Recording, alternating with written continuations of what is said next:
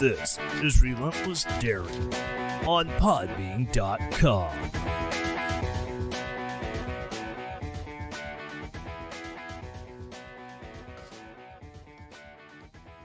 Welcome to the land of bourbon and bad decisions. This is Relentless Daring live on Podbean.com and the Podbean app, and I'm trying something crazy, and I'm doing live video on Twitter and YouTube. So, hey, maybe this will work, and maybe I can expand my viewership. I don't know. It's all good. So, it is a new year, kicking off 2022 with a swift kick in my own ass. Yes, ladies and gentlemen, it has already been a whole world of crazy, and you know what? I wouldn't expect anything less. So far, what we're going to look at in this episode, oh my gosh, the Jim Beam is not working and not keeping my tongue from tying itself. But, came out this week, Tom Cotton, he had said some things about, Dzhokhar Tsarnaev, the Boston Marathon bomber. He would get a stimulus check from all the COVID stuff, and WAPO came out and said, really, it's not going to happen. Yeah, WAPO, you suck at fact-checking, because fact-check, it was true. Also, the White House has been spinning some crazy numbers with the employment numbers and new jobs. They're not very accurate. And Sonia, Sotomayor, and well as several of her more liberal counterparts on the Supreme Court, they have been earning themselves some flags on Facebook and Twitter with their crazy COVID misinformation. Before we get into that, though, let's talk some coffee. Yes, that's right, ladies and gentlemen, the finest coffee in all of America, American Pride Roasters. Right now, I'm up to my ears in Teddy Roosevelt, possibly one of my favorite flavors, but really, it's all about the on the roof blend, made in loving memory of radio host and friend to so many people, Michael Doc Thompson.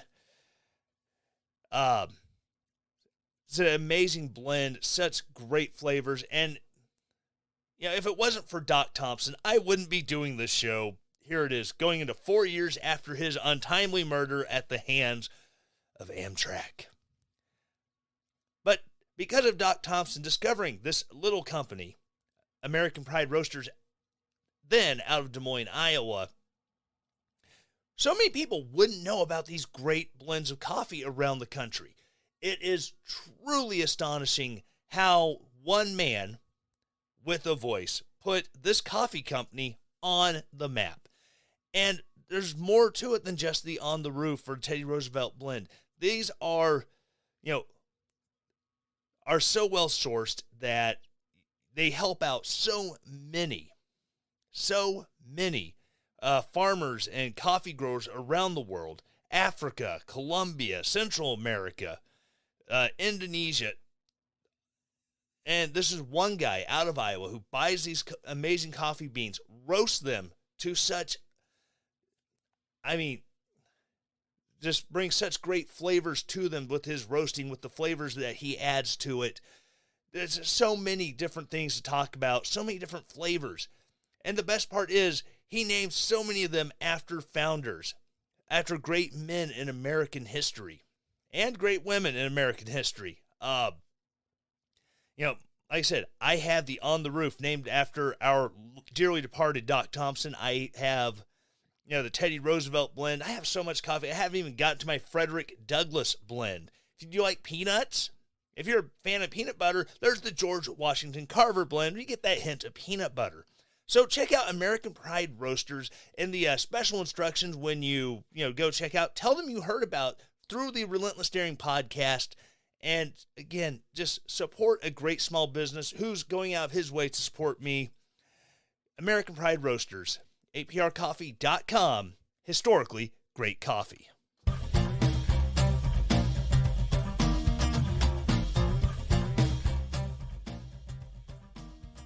All right, so getting into it, let's start with the Washington Post. Because face it, it's the Washington Post. There should be one of the top newspapers in the country. You would think, they know how to journalism. Am I right? I mean, why wouldn't the Washington Post know how to, do some research? Well, turns out their fact checkers suck at checking facts. This is out of Legal Insurrection. WAPO fact checker admits Tom Cotton was right that Boston bomber would get COVID stimulus money. This is Mary Chastain, again over at Legal Insurrection. In March of last year, Senator Tom Cotton slammed the COVID relief package because murderers would receive a $1,400 check. In a tweet from Tom Cotton, Dylan Roof murdered 9 people. He's on federal death row. He'll be getting a $1,400 stimulus check as part of the Democrats' COVID relief bill. Washington Post Glenn Kessler called out Cotton's hyped-up claims. He tried to make it seem someone like Boston bomber Dzhokhar Tsarnaev would not receive a stimulus check. Kessler's article spent more time reminding people that Cotton voted for COVID stimulus packages under Donald Trump. Those packages also did not eliminate murderers from check eligibility. But that is not the point. Kessler's supposed job is to fact check. He should have swum through current stimulus bills to prove Cotton wrong. It doesn't matter how Cotton voted in the past. Maybe make a mention of it, but to concentrate on it, maybe think Kessler knew Cotton was right. Also, Cotton's tweet specifically names people on death row like Tsarnaev and, like I said, Dylan Roof. Oh, but look. Dzhokhar Tsarnaev received $1,400 stimulus check. On Thursday of this week, Kessler backtracked. Kinda. He still gave Cotton one Pinocchio because Cotton's tweet lacks context, even though it doesn't. Cotton primarily received the 2 Pinocchio rating because his comment lacked context. He suggested that, okay, this is, where they pulled from Kessler trying to walk back his failed fact check. Right. Cotton primarily received the 2 Pinocchio rating because his comments lacked context. He suggested this problem was the result of something Democrats did when he had previously voted for legislation with the same language that allowed for checks to be issued to prisoners. He also made clear that he intended to weaponize this debate for campaign ads. Still, Cotton's predictive powers should be acknowledged. He said the Boston bomber would get a stimulus check, and Tsarnaev did. Now, if the government is successful, this money will go to victims, so Tsarnaev still will not keep it. But in retrospect, the use of the phrase scaremongering was inappropriate. Cotton had raised a legitimate issue of concern, even if he framed it in a political way. The term hyped up in the headline went too far as well. Thus, we will reduce the rating on this claim to 1 Pinocchio, our version of mostly true. His statement still lacks some context, but he was certainly correct that Tsarnaev would receive a stimulus check. Yeah. When all else fails in a fact check gone wrong, you walk it back mostly.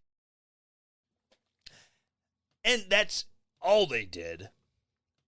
It still leaves in the fact that,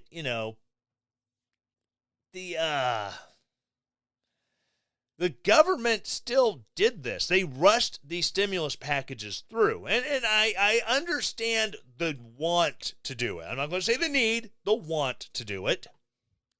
Because at the time, when all this was going down in 2020, and even into 2021 after Joe Biden took office, and he had to mostly follow through on the $1,400 or the $2,000 in stimulus money that he promised.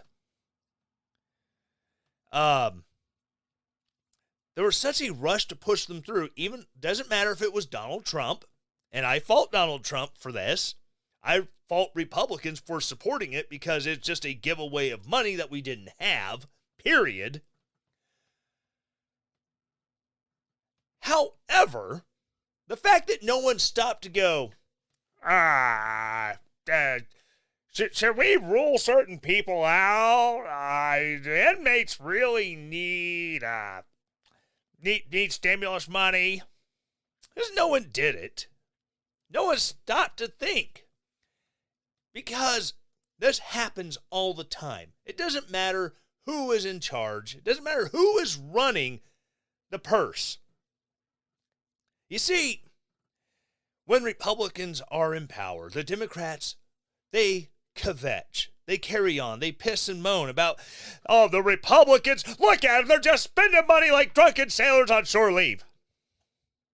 And it gets their side riled up. The Republicans are just wasting all this money, throwing all this money at defense, at waging wars. Which, by the way, if you look at the history of America, the majority of wars that America fought in were started by Democrats. Just want to point that out. However, government, Republicans, they want to spend on this nationalist stuff, blah, blah, blah, blah, blah. And then they get into power, and then they start spending like drunken sailors on shore leave. Pretty Princess Steve, who is somewhere overseas right now serving in the Navy, thank you for your service, number one. Number two, please don't take the drunken sailors on shore leave to heart. I know you're a sober sailor, and when you're on shore leave, you still spend a crap ton of money, but, I would too if I spent all that time on a boat. No judgments. But again, the Democrats, they get in, they do the same thing, and then the Republicans, they kvetch and they piss and moan, and, oh my God, they're spending all this money. We need fiscal responsibility. But no one does it. Oh, we need to take the time to actually read these bills and know what's in them before we vote on them. Okay. Nancy Pelosi, we need to pass the bill to find out what's in the bill. Does this ring a bell to anybody? Am I the only one losing my damn mind? And then they turn around and do the same thing. Now, don't get me wrong. In 2020, when all of this happened, Democrats had taken control of the House and the Senate because, 2 years into the Trump administration, there was the blue wave that really wasn't. It was kind of a historical precedent that happens every time. But I digress. All this talk, the Trump administration spent all this money, blah, blah, blah, blah, blah, and they turn around and do the same thing. Donald Trump signed off on so many bills while complaining and pissing and moaning and kvetching about how the Democrats are spending money and how they're just running the printing presses dry. Okay, if that's the case, why are you blessing off on the bills? It's like when you told the Democrats with one of their omnibus bills, I'm only signing this because we need to keep the government from shutting down. This bill is horrible, horrible bill. But don't do it again. No, don't do it. It's sad. Very sad that you would do this. So sad. But China. Okay, you let them back you into a damn corner, Donald Trump. How are you allowing them to back you in the corner? I get it. You don't want the government shutdown to be on your hands because you vetoed the spending bill. You are the reason why they had to sequester things. But at the same time, if you're the one who is supposed to be the last line of defense against horrible bills becoming law, if you're the one who's supposed to be the last line of defense against unnecessary spending, and here's a crazy idea to the president. It doesn't matter which party it is. It doesn't matter if it's Donald Trump, Joe Biden, Barack Obama, George Bush, George H.W. Bush. It doesn't freaking matter. Have some damn principles. I know it's a crazy concept The idea that, you know what, this isn't right, and because it's not right, I'm going to stand against it. It's a dumb idea, I know. Who does that these days? Who does the right thing? Who has integrity? I don't know. I think I do. Maybe. I try. But at the end of the day, there were failures 6 ways from Sunday. You had Democrats pushing money. We got to get this money out. We got to get it out. People are starving without this money. Oh, my poor bleeding heart. But at the same time, there was no attempt to find a way to, okay, let's make this targeted. Let's make this means tested. That way we're not just throwing money at people. Because you know what?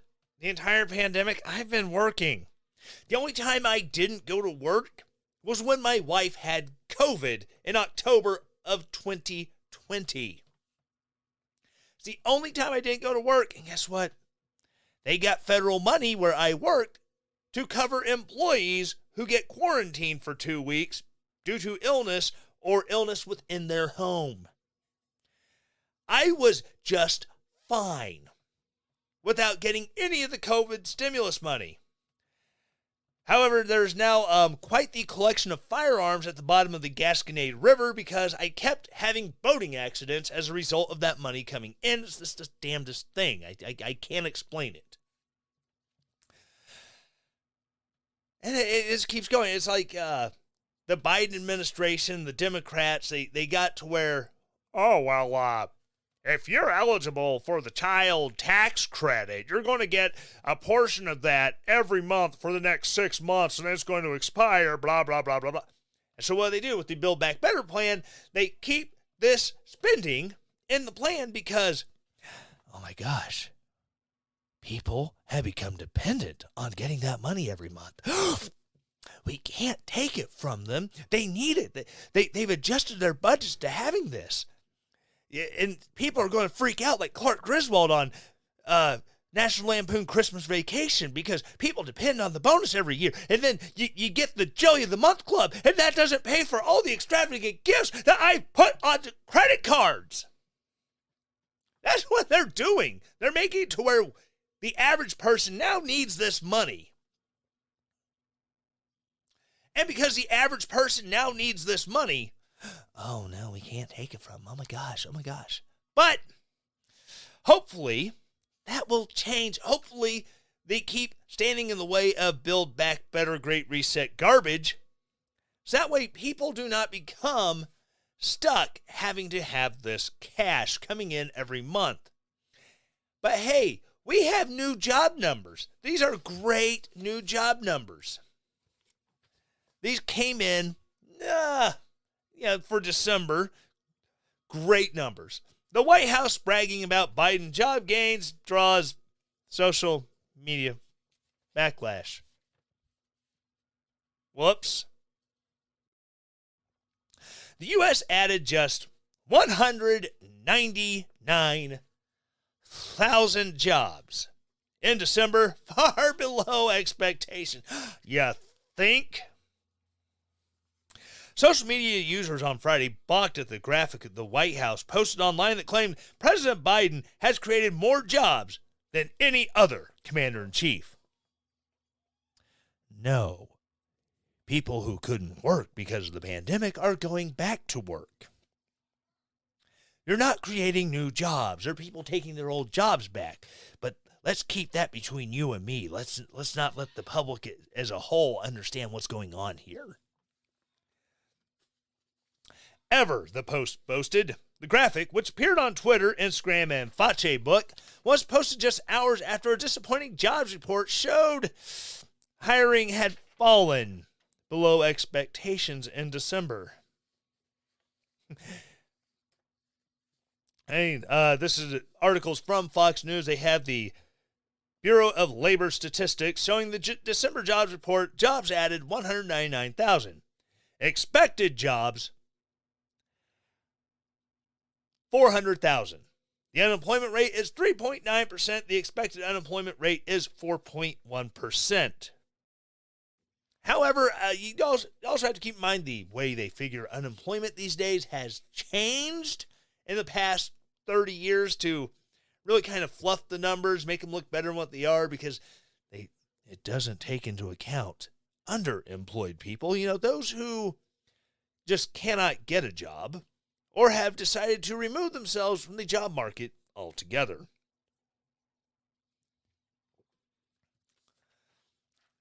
While the numbers from the U.S. Bureau of Labor Statistics appeared to be accurate, the raw data failed to show important context. The talking point that Biden has created more jobs than any other president is a favorite of his, but he isn't factoring in population and labor force growth, or the fact that many of the jobs recently gained had been lost during a sharp drop in employment because of coronavirus pandemic. Whoops, sorry. The economy is still 5 million jobs under peak reached before the pandemic, according to PolitiFact. Oh my gosh, PolitiFact actually throwing a bone to a Republican administration. I'm sure it's backhanded as all hell, but they're throwing a bone nonetheless.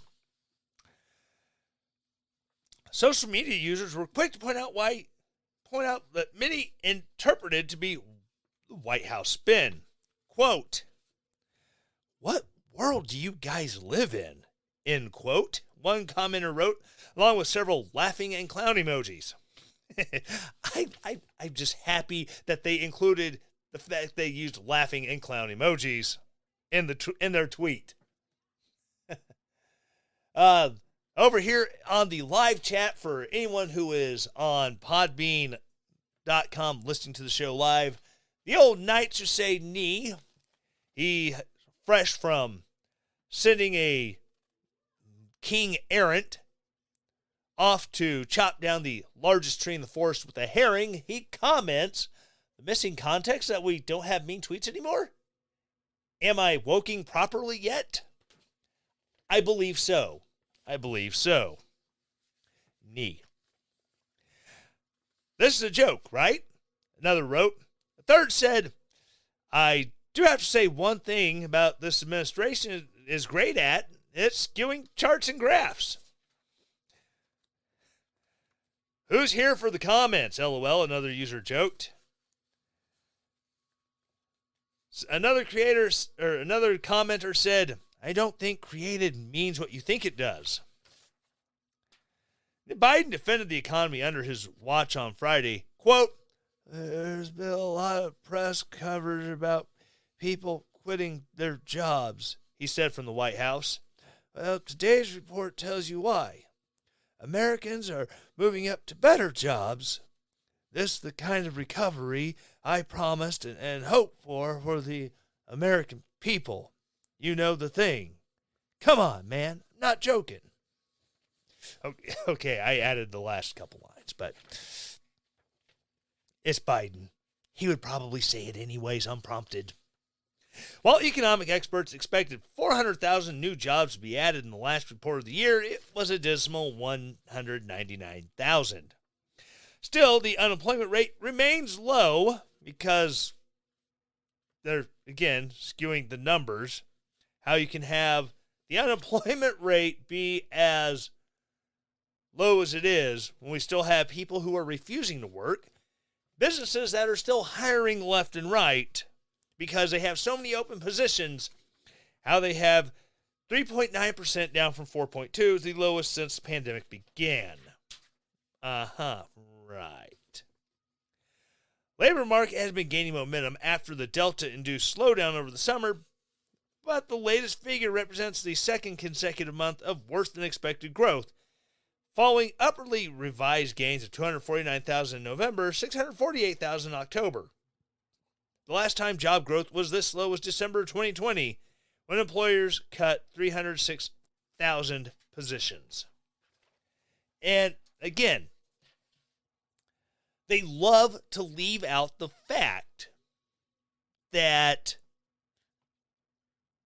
there are still a crap ton of jobs that have not been filled yet. like I said, where I work at the place of employment that allows me to afford this horribly, horribly addictive podcast habit, we're always hiring. There are so many open positions where I work at other large employers in my area. And there are people who, even though Missouri's not giving out, the federal unemployment, boost, which, Larry Kudlow, former economic advisor to Donald Trump, he has pointed out that Biden can thank red state jobless benefits crackdown for the pluses in the job reports, because that's where these gains are coming from, is in states that no longer pay you additional money to stay home. During an appearance on the Ingram Angle, Kudlow agreed Friday that President Biden benefited from actions taken in Republican-led red states. Those evil states where they want people to go back to work and they just want Granny to die because, COVID will kill them all. Larry Kudlow, former economic advisor to former President Donald Trump, shared his reaction Friday night to the government's jobs report for December, which was released earlier in the day. During an appearance on the Ingram Angle, Kudlow agreed with host Laura Ingram's assertion that President Biden largely benefited from actions taken in Republican-led states to keep economy on track as the coronavirus pandemic continues. Biden placed his own spin on the data, stressing decline in unemployment, instead of the fact that new hiring fell far short of expectations. Kudlow issued a warning for the near future, claiming that more spending by Democrats could delay full economic recovery until several years down the road. This is a quote from Larry Kudlow. Those red states ended the excessively generous unemployment benefits 3 or 4 months earlier, before the federal government did. And many more people returned to work because of that.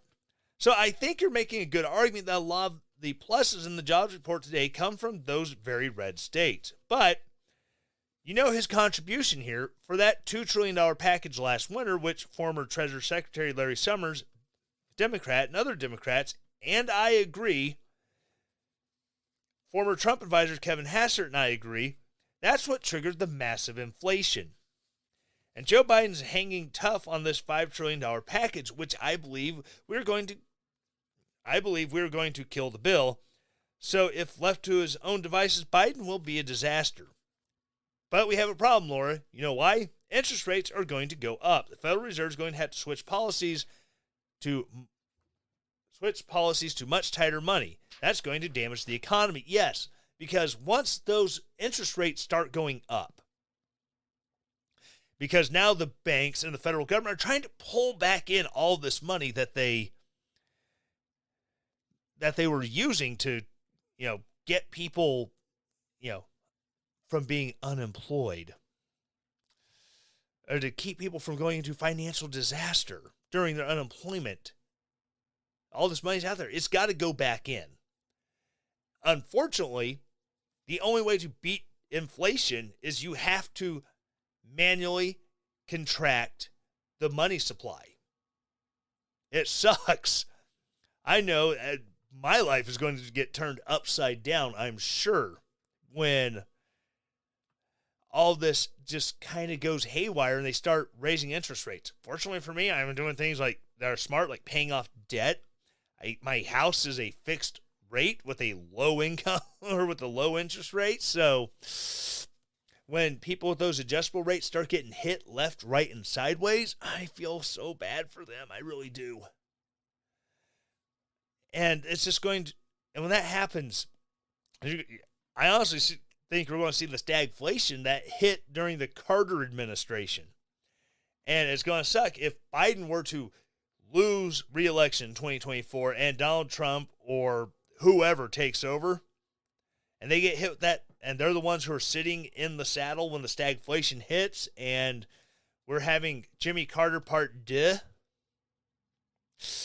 Yeah, if it's Donald Trump, he can only do one term. If it's a different Republican or a different Democrat, Yeah, that's going to be a one term for them too, because they're going to catch the heat for all of it.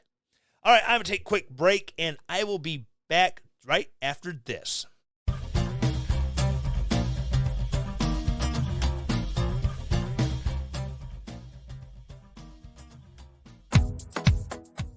I want to talk to you about Ketochow.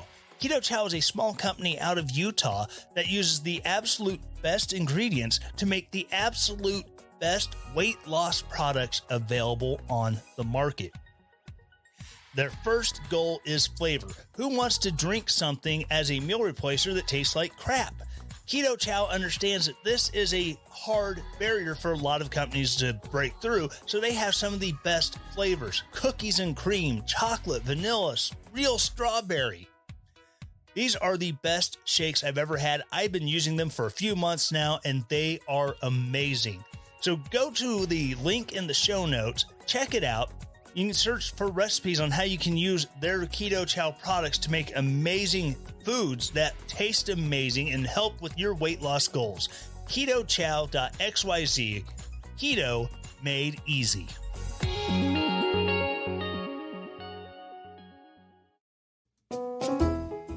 Drizzly is the leading home alcohol delivery service available. Imagine being able to sit at home and pull up your smartphone and browse your favorite wine, beer, spirits, and then have it delivered to your home in as little as 1 hour. Go to drizzly.com or check out the link in the show notes and start shopping today. Not available in all areas. Please drink responsibly. Drizzly.com.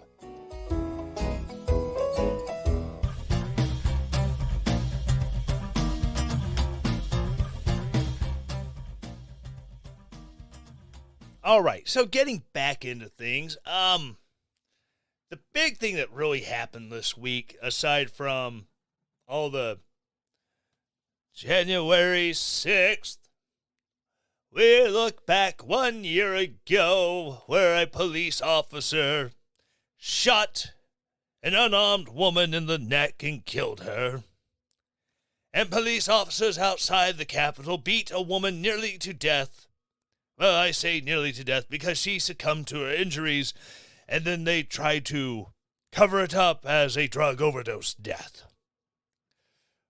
But it was the day that democracy almost died. Well, you know what? I really wish democracy died. You know why? We're not a freaking democracy. We're a constitutional republic, dadgummit. But that's neither here nor there. And I really didn't want to be that pissed off for the entire episode, which is why I didn't cover it.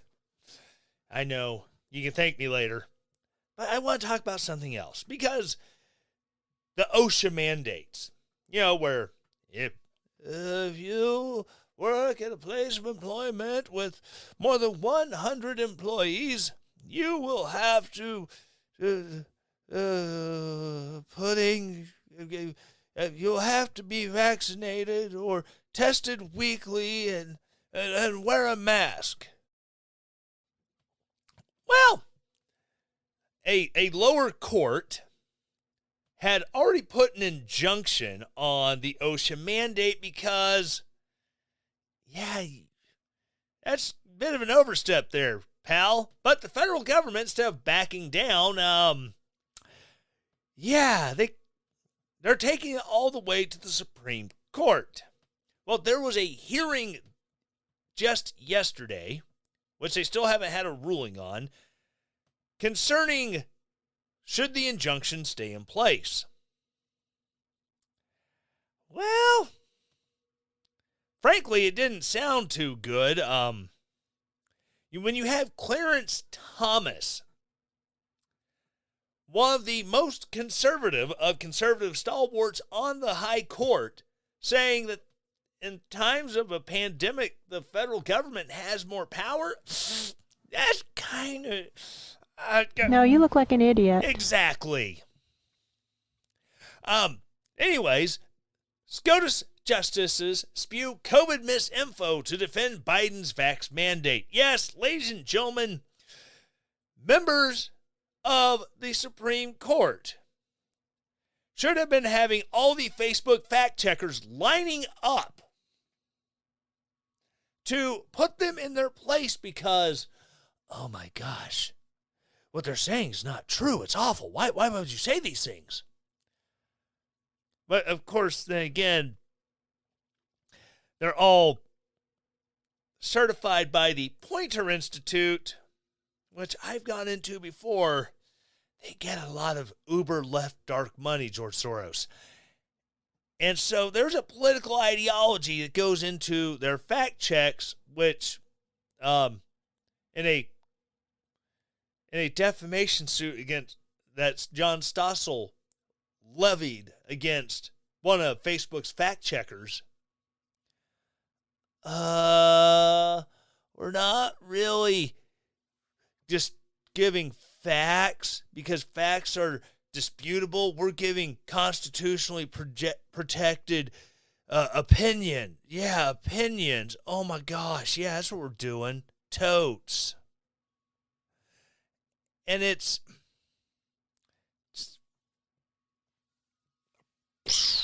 mind-blowing. Anywho's, back to the Supreme Court. The U.S. Supreme Court heard arguments on Friday over the Biden administration's vaccine mandate for private employers, during which several justices made repeated false claims about COVID-19 and the effectiveness of the jab. The Occupational Safety and Health Administration, OSHA, rolled out its emergency temporary standard demanding that private employers with 100 or more employees require vaccinations at the request of the Biden administration late last year. The Fifth Circuit Court of Appeals issued a temporary stay, however, preventing enforcement. Challengers of OSHA of the OSHA standard argued on Friday that the agency has no right to force a medical decision on workers. But several justices pushed back on this idea using the false narratives about COVID-19 to justify the federal government's vaccine mandate. Justice Elena Kagan. We all remember Elena, that wonderful, wonderful lady from the Obama administration. She suggested that getting the vaccine reduces the spread of COVID-19, a dubious claim that's contested by the rapidly rising numbers of breakthrough cases worldwide. Which, as we have found out recently, we're thinking about breakthrough cases all wrong. They're not really that bad. They're not really breakthrough cases. They're so mild it doesn't count. Kagan's opinion is that, quote, this is the policy that is most geared to stopping all this, end quote. There's nothing else that will perform that function better than incentivizing people strongly to vaccinate themselves. So, whatever necessary means, whatever grave means, why isn't this necessary and grave? Again, Elena Kagan. We do not contest that, wrong person. We do not contest that COVID is a grave danger. Scott Keller, attorney for the National Federation of Independent Business, retorted. But when the power for it to be necessary, an agency has to consider and explain alternatives. Justice Stephen Breyer, Stephen Breyer, who was appointed to be a moderate who turned out to be a total crazy person. Nice to say knee over here in the live chat. As Bernie would say, breakthrough cases are a good thing, like taxes and you giving me more money and buying my book so I can buy a 5th or 6th lakeside estate in Vermont. Justice Stephen Breyer echoed Kagan's sentiment that the COVID-19 vaccine would prevent the spread of the virus in the workplace. He said that the challengers' argument that hundreds of thousands of people would quit the workforce over forced vaccination, hurting the already struggling U.S. economy, is moot because, quote, more may quit when they discover they have to work together with unvaccinated others because that means they may get the disease, end quote.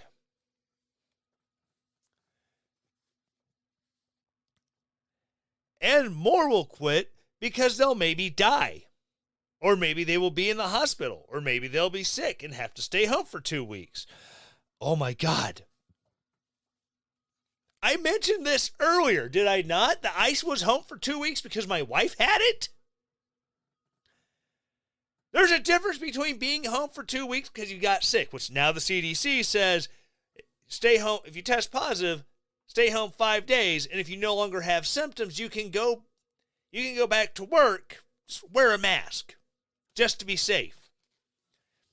That seems like a reasonable thing. You know, especially if you've been jabbed. If you've been jabbed and you test positive, maybe you'll be asymptomatic. I don't know, but that's not this discussion. That's a rabbit trail that I'm not going to go down right now because I'm trying to finish the show here, and I get sidetracked so easily. Now, Breyer said that before suggesting that vaccine mandate would eliminate COVID-19 cases in the U.S. Because in places that are more vaccinated than the U.S., for some reason, they still have COVID. What's really weird because states that have the highest COVID vaccination rates in the U.S. are still having breakouts in high numbers of COVID-19 tests coming back positive. But I know I'm using my brain. I'm doing critical thinking here, and it's going to kill me. It's going to cause me to have a stroke, but you know what? Sometimes a stroke is worth it. Phil Kerpen, a journalist, tweeted, I think Breyer just asserted that the OSHA mandate would prevent 100% of daily U.S. COVID cases. Centers for Disease Control and Prevention has admitted that the jab doesn't prevent COVID transmission. But that didn't stop the justices from continuing to claim that vaccines would stop the spread of the virus.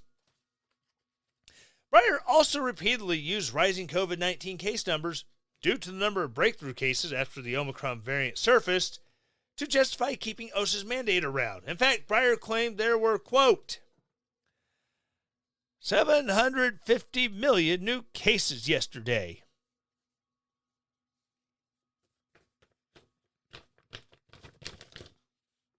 $750 million new cases. Despite the U.S. population being less than half that number. Hey, Jimmy, hey. Is the same guy feeding numbers to Joe Biden, feeding numbers to Stephen Breyer? Can we get a check on that, Jimmy? All right, thanks. Seriously?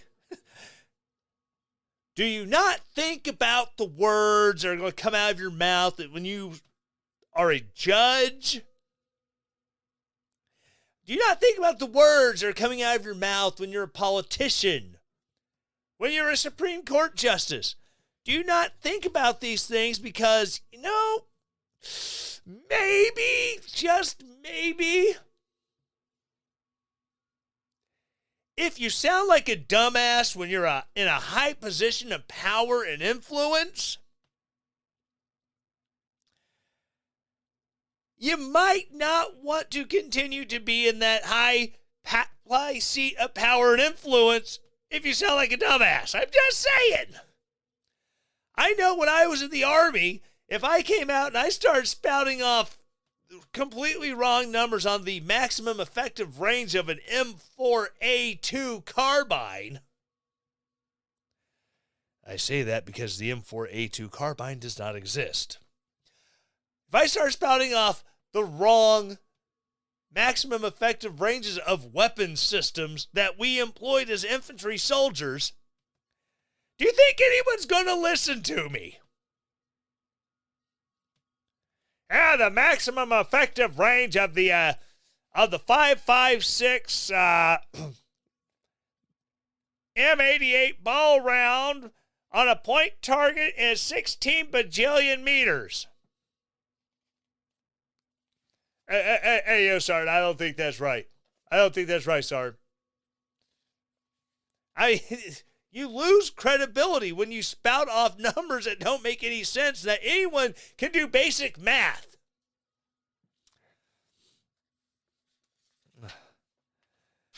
More tweets. Again, Phil Kerpen. I love Phil Kerpen. Breyer and Kagan think case records are because the vaccine aren't mandated yet, not because they don't stop Omicron infections. These people live in a misinformation bubble because, yes, as has been noted, Omicron says, you know what? F your vaccine. F your antibodies from prior infection. That's what it does. It doesn't care. But hey, once you get the antibodies for the Omicron, then you're actually better off against the other things. Because apparently they've been studying this, and the Omicron antibodies kill everything else. The other antibodies don't kill the Omicron. Science. Trust the science. Breyer keeps, this is again Phil Kerpen.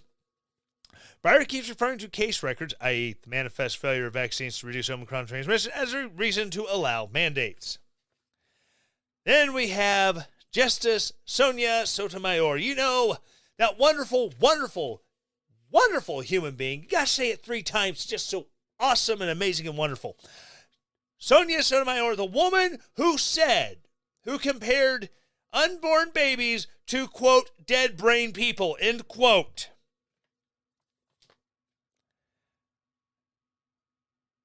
She comes out, she communicated a similarly false premise in her line of questioning. Quote, catching COVID keeps people out of the workplace for extraordinary periods of time, end quote. Again, my wife had it. She was out of work for 10 days, and then she went back to work. I was out of work for an additional 14 days, or for an additional 4 days to see if I came down sick with anything. Didn't keep me out of work for an extraordinary period of time. Are there people who get gravely sick or who have long COVID effects that they have to be out of work for a long time? Yes. Yes, there are. That is not debatable. There's a guy I work with. He's one of the carriers that my place of business uses. He is one of the long COVID people. He was out of work for about 6 months, but then again, he's also in his 60s. He ended up in the hospital for 10 days. His wife ended up in the hospital for 21 days, 10 of which was on a ventilator. I'm not saying there are people who don't get seriously sick. There are. But to presume that because the minority of people do get that sick, that they have to miss that much work, to imply that is going to be the case for everyone who gets sick is asinine. Later, she claimed that, quote, those numbers show that Omicron is as deadly and causes as much serious disease in the unvaccinated as Delta did. End quote. Despite studies showing the newest variant appears to affect people way less severely. Like my daughter. She had the Omicron. She was sick for like 3 days, and she's already ready to get out of this damn house and go back to school next week. I mean, it wasn't that bad. Now, will it be not that bad for everybody? No! I'm not saying that at all. That would be misinformation. That's asserting something that I cannot prove. But the fact of the matter is, for the most part, most people just generally don't get that sick with the Omicron. Justice Clarence Thomas was the first justice to oppose the others' lies on COVID-19. There's been some talk, suggestion, or at least it seems to be implied that vaccinations are efficacious in preventing some degree of infection to others. Thomas said, noting that younger people are at lower risk of injury and death from contracting COVID-19. In response to Thomas, Benjamin Flowers, Ohio's Solicitor General, who was challenging the OSHA rule, was the first legal counsel to address the lies that the other justices spewed for more than an hour. And keep in mind, this is like a 3.5, 4 hour hearing. Quote, vaccines do not appear to be very effective in stopping the spread of transmission, Flowers said. They are effective in stopping severe consequences, and that's why our state strongly urged people to get them. But I think that makes it very hard to look at the numbers they give and assume they still apply today. The examples, data, and facts did not quell the falsities coming from the left-wing justices such as Sotomayor, who went on to claim that COVID-19 is a, quote, grave risk for people of all ages and conditions, and that unvaccinated people have a potential to hurt themselves and others, including the vaccinated. Wait, if you're vaccinated and I'm not, which for the record I am vaccinated, if you want to get it, go get it. If you don't want to get it, don't go get it. I'm not here to tell you what to do. I just told you what I did. I don't believe in forcing other people to do crap. That's part of the libertarian streak in me. It is who I is, yo. It is who I is. People should be able to make their own decisions, their own choices. If you want the vaccine, get it. No big deal. But don't be losing your minds telling everyone else what they have to do. Don't dictate to them what they should or should not be doing. But I digress. Sean Davis, good old Sean Davis. Well, okay, this is a quote tweet that he did. The tweet that he quote tweeted is part of tweet number 55 out of a thread from Sean Murata. Sotomayor follows up on that, saying it's not just risk to the unvaccinated people, but the risk to the unvaccinated posed to the vaccinated. Flowers says OSHA has conceded that the vaccinated are not at risk, and it has to be consistent with itself. Okay, that is what Sean Murata, I don't know how to pronounce his name. I see you judging me. You stop it. Stop judging me right now. See you. They're sitting munching on pork rinds, watching this live stream, checking this out on YouTube. I see you. I know you're there. I want those pork rinds. Give them to me. Anyways, I digress. Sean Davis, if vaccines work, then the vaccinated person can't get the disease from an unvaccinated person, so a mandate is unnecessary. If vaccines don't work, then mandating them is idiotic. I swear we have the dumbest and most ignorant ruling class in history. Thank you, Sean. She, along with Breyer, also bizarrely claimed that hospitals are almost at full capacity, which, have you seen the business model of a hospital? The business model of a hospital is to remain at almost full capacity. Patients in bed mean money coming into the hospital. That's how they make money. That's how they survive. Especially if it's a for-profit hospital, not some non-profit public hospital. But I digress.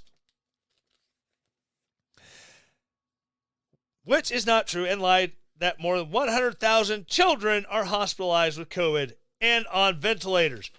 Possibly the most egregious lie of all of that coming from the left. More than 100,000 children hospitalized on ventilators.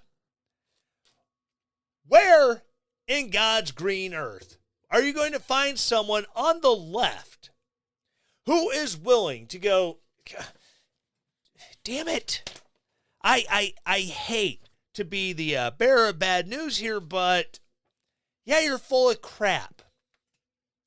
Don't get me wrong, there are a few who are seeming slightly red-pilled and who are saying this.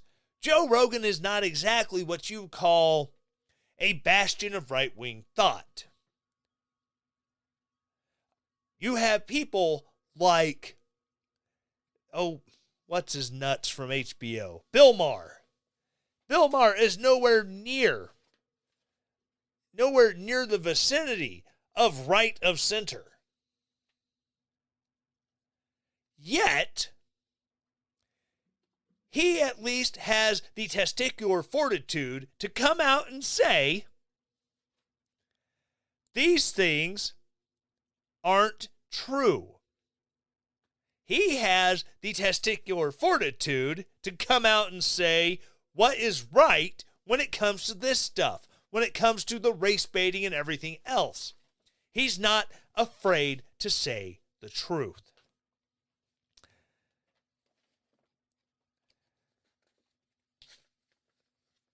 Again, quote from Phil Kerpen, "This is absolutely astonishing. 100,000 children in serious condition per Sotomayor. Where do these people obtain their misinformation? The current National Pediatric COVID census per Health and Human Services is 3,342. Many or most incidental."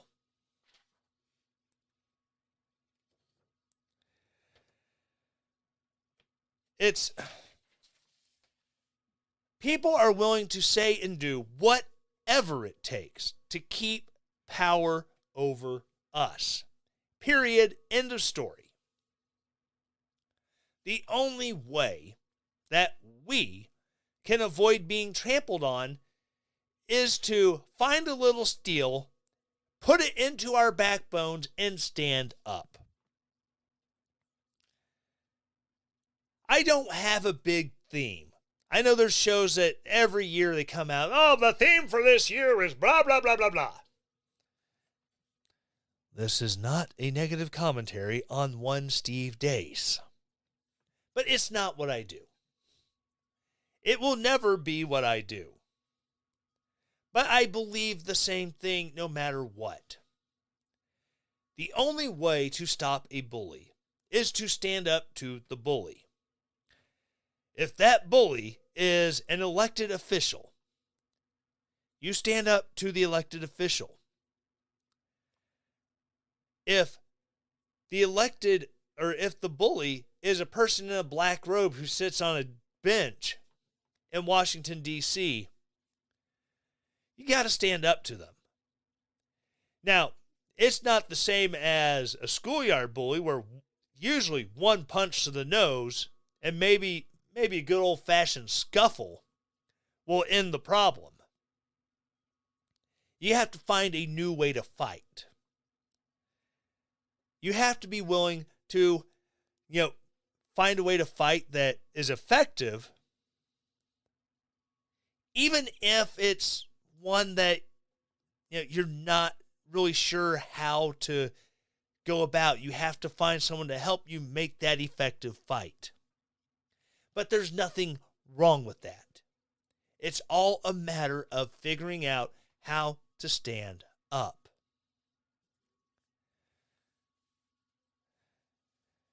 And that's my big thing. Stand up. Find what you believe in and decide, is what I believe in worth getting punched in the nose for? Because trust me, it's going to happen. It might be a physical assault. You literally get punched in the nose standing up for what you believe. That's fine. It might be an emotional punch in the nose. It might be you lose a job, you lose an opportunity, you miss out on something because, you know what? My principles are more important than caving. That is where I think we should all be. There are a lot of people on the right who torches and pitchforks followed by Gandhi. You know what? Forget torches and pitchforks. Forget Gandhi. There's one way to handle this. It goes back to Teddy Roosevelt, a man who, come on, he left the Republican Party to start the Bull Moose Progressive Party. He's not exactly what you call a conservative. But he walked softly, and he carried a big stick. Sometimes you have to be like, you know what? I don't want to fight you. But you see this piece of lumber in my hand? I'll put it upside your head if need be. And you posture that you're willing to do what you have to. Like I said, don't grab the torches and pitchforks. But don't be Gandhi. Be a red-blooded American who is willing to rain hell if push come to shove.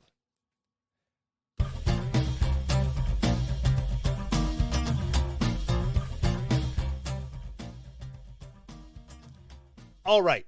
Again, that's going to wrap up this year's very first show. If you don't count my interview with Aswad Khan, please check out that interview. Please share that interview with whoever you can get to listen to it.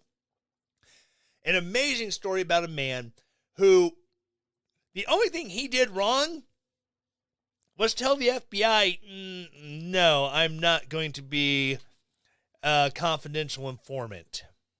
It's a great interview. Love talking with Aswad. Check it out. Please, again, share it. If you want to support this show, again, I say this all the time, go to relentlessdaring.com. At the top of the page, you will see a little donate now button. You click that, it will take you to PayPal, and then you can set up a one-time or a recurring donation. And again, that comes directly to me, and it goes directly into keeping this show on the air, whether it's hosting fees, whether it's new equipment, new technology, new whatever. It all goes to the show. You also support the show by buying merch. Yes, you go to relentlessdaring.com/shop. Check it out, and you will be able to find mugs. You'll be able to find hats, beanies. Well, actually, I don't think I have any beanies. I should make some. It's winter. Who doesn't want a good beanie in the wintertime? Or a toboggan if you're one of those weirdos from the Northeast. Yeah, got my toboggan on. A toboggan is a sled, not a hat. Let's get this straight. A toboggan is a sled, not a hat. Crazy nor'easterners. But you can get hoodies, t-shirts, coffee cups, stuff like that. Check it out again. That money goes to the show, keeps me making it better for you who are taking the time to listen or, maybe watch this on, Twitter or YouTube, wherever you're checking it out. Again, thank you so very much. Also, be sure to check out on Facebook. If you are a member of the, Relentless Daring Facebook page, if you subscribe to that, guess what? Now, when my podcast posts on Podbean, boom, they upload onto Facebook. So you can check them out on Facebook. You can let them run in the background. So, you're at work, you got earbuds in, you listen to it there, because, let's face it, we're all on Facebook at work anyways. So why not? Why not listen to a great show? Again, thank you so much for listening. I always ask these 4 things, the same 4 things. It's not going to change from year to year. Number 1, please smash that subscribe button. That way you get updated every week when the new show posts. Number 2, rate it 5 stars. That's not asking too much for 5 stars. We'll accept 4. Anything 3 and below, we need to have a conversation. Hit me up. Send me a DM at Tyler Produces on Twitter, and we will talk about your transgressions of trying to rate 3 stars or below.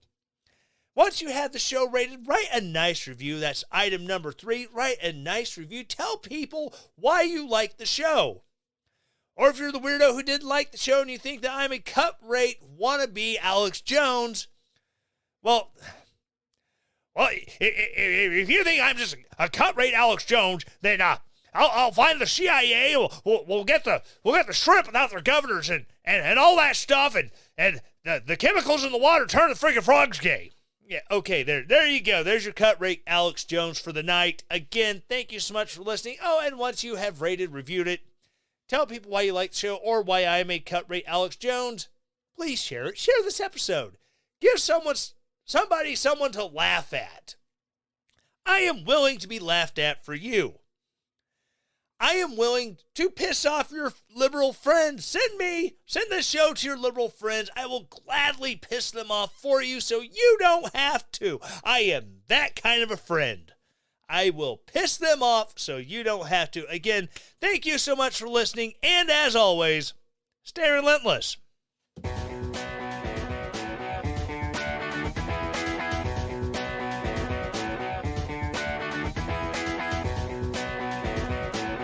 This is Relentless Daring on Podbean.com.